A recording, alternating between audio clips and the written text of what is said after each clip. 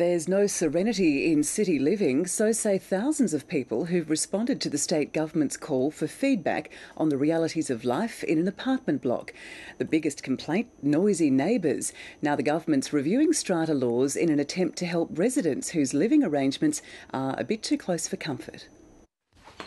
Lenore Koulakaskas loves her little piece of Bondi, but she's had her fair share of sleepless nights thanks to noisy and sometimes inconsiderate neighbours. I've been and knocked on doorways and said, the morning after when the party's finished, 4 o'clock, excuse me, do you realise you kept all of us awake last night? And they go, this is Bondi. She's not alone in her complaints.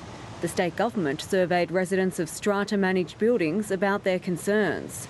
14,000 people took part and noise topped the complaints list. Sound tends to reflect off the buildings and it almost, particularly here in this area, it creates an amphitheatre-like effect when you've got two blocks running up either side. The government wants to use the feedback to overhaul strata laws. They've barely changed in 50 years, while Sydney's inner city population has boomed.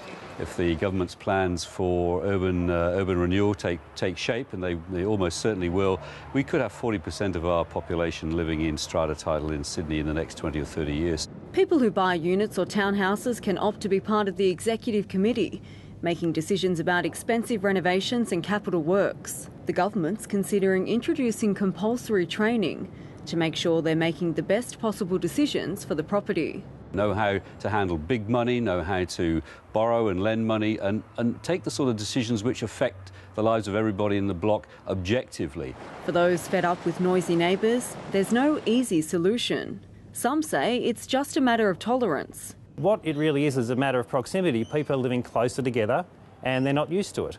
Looks like the dog days aren't over yet. Lucy McNally, ABC News.